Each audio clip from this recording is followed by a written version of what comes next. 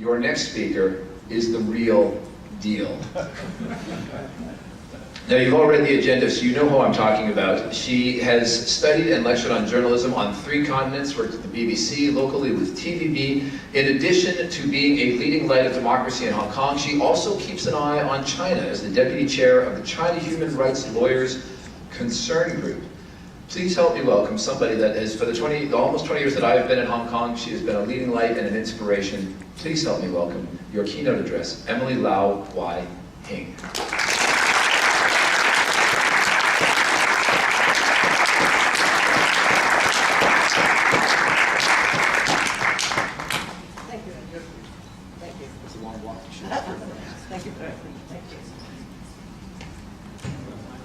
Very good afternoon to you all, ladies and gentlemen, and thank you very much, Andrew, for that long introduction. And welcome to Hong Kong. Welcome to the umbrella movement. Now, as Andrew said, if you have not yet been to Umbrella Square, you should. Otherwise, you're going to regret it. Because this is not only a very significant moment in my city's history, but even more significant in the contemporary history of China. Now, don't ask me how it's going to end. This morning, I had the pleasure of receiving a delegation from Germany, Global Bridges. The second time they came to see me, and also, of course, the German Consul General was also there. And they were riveted by what's happening on the square. And not just because today is the 41st day of the occupation, but also because it is so peaceful. On the 28th of September, the police fired tear gas at the crowd. And I guess in your countries, maybe your police have fired tear gas at rioters. But on that occasion, there was no rioting. Nobody was throwing rocks or burning cars. They were just standing around. But the police fired tear gas at them, and what did the people do? They opened their umbrellas. And then when the gas dispelled, the crowd surged in. And there were tens of thousands or hundreds of thousands of people. But I was not there. So where was I?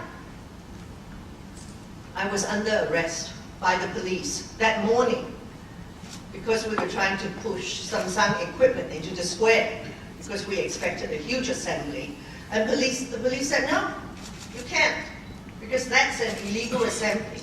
And you are not allowed to take the equipment in for that illegal assembly. I said, no, I'm going to do it. He said, you're not. I said, I am. There were 5 of us. Apart from myself, there's my colleague, Albert Ho, also a Democratic Party legislator, and another legislator from the Labour Party, Dr. Fernando Zhe, and there was also Professor Joseph Chang, and also my colleague, Dr. Yang San. So we said, we're going to push them in. He said, no way. And they said, we are going to confiscate the sound equipment. I said, you're not. I said, I'm going to push them in. He said, no. He said, you're under arrest. Because we are going to confiscate the equipment and you want to push them in. So we were arrested that morning at around noon.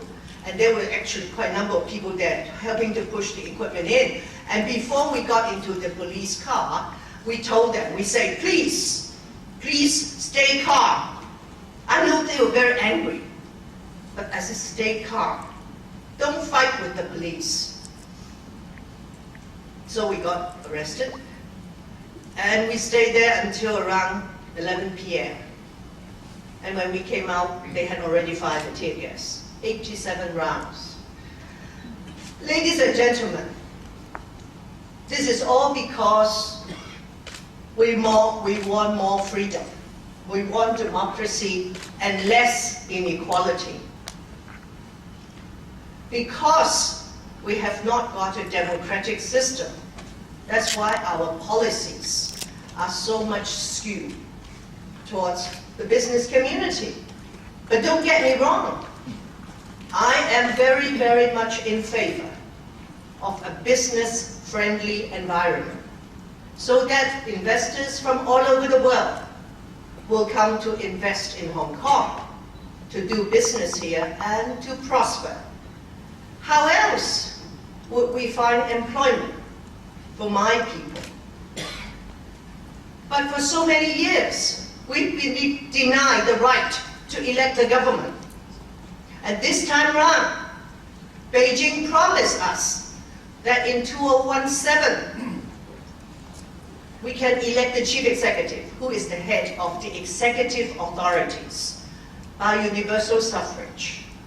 Right now, the chief executive is C.Y. Leung, and he was chosen in March of 2012 by a committee of 1,200 people, mainly drawn from what Andrew described as the functional constituencies, meaning the big business, small business, the professional people. But Beijing said, okay, in 2017, you may choose the chief executive by universal suffrage. So we all said, oh, great.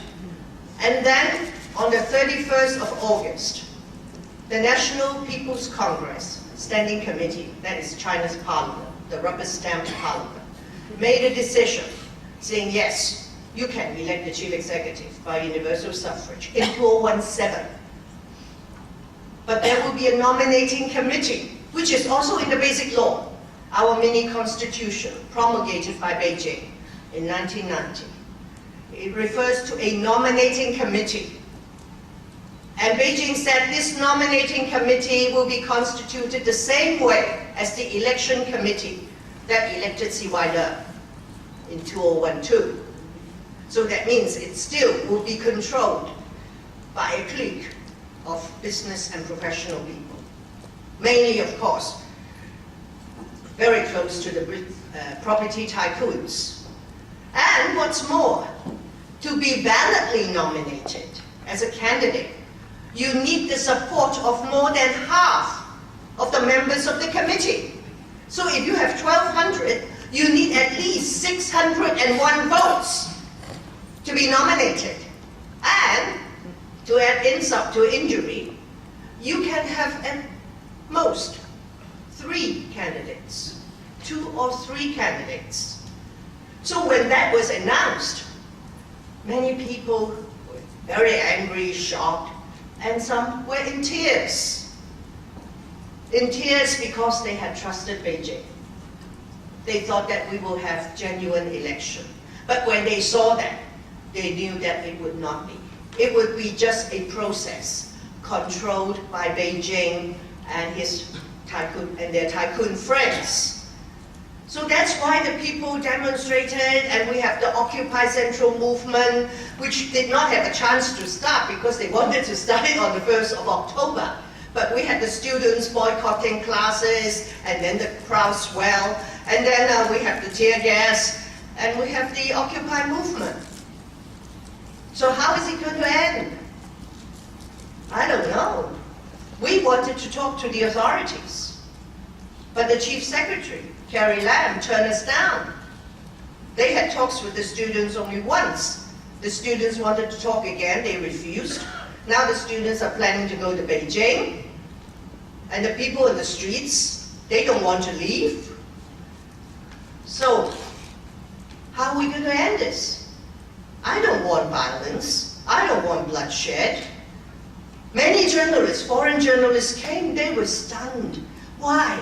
These journalists were covering Afghanistan, Ukraine, Iraq, in Africa, elsewhere, where there's so much bloodshed and slaughtering and beheading. And when they come to tiny little Hong Kong, so peaceful, just umbrellas. So, but this is very precious. As I told my friends from Global Bridges this morning, the international community should encourage this. particularly in a world full of violence and slaughter. Those people are also struggling for democracy and human rights. But here, my people have chosen to struggle with peace and non-violence. So I don't know what, I guess there are two groups here actually, Carl and the other. I don't know what you're going to say at the end of the conference, whether you're going to say anything at all. Today, some of you are featured in the newspaper because it's newsworthy, but also because Beijing is very worried about foreign interference. And that you have chosen, actually you did, when you chose the date, you didn't know that this is happening. Well, now it has happened and you are here. Of course, many people are looking at you with, with very close interest to see whether you will really dare to interfere in Hong Kong and China's affairs. But to me, as a human rights defender and somebody who's worked for democracy for so long, I always say that human rights and democracies transcend national boundaries. And people all over the world. And so my friends from the Global Bridges asked me, well, do you think we in Germany, what should we do? I said, it's not a question of what you should do, me telling you what you should do. It's what you think as a decent, upstanding human being when you see such things happening, that you decide what to do. And so, my dear friends, you are here in the thick of things, and no doubt you will enjoy yourself. And I certainly hope that before you leave, you will leave some remarks for your friends who are struggling for democracy and human rights here, and for Dr. Chi, of course. We always have you know, we try very hard to help Singapore, and when I saw him, I said, we're actually moving closer to each other, Dr. Chi, because we will be in jail soon. So, anyway, my dear friends, welcome to Hong Kong, welcome to this fight for democracy and freedom, and I hope you will all fight with us. Thank you very much.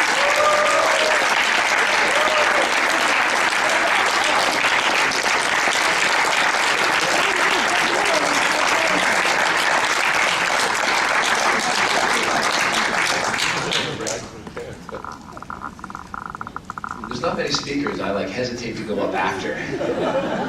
Emily Lau is perhaps the only one in Hong Kong. Ladies and gentlemen, one more time for our keynote speaker. Thank you, Emily.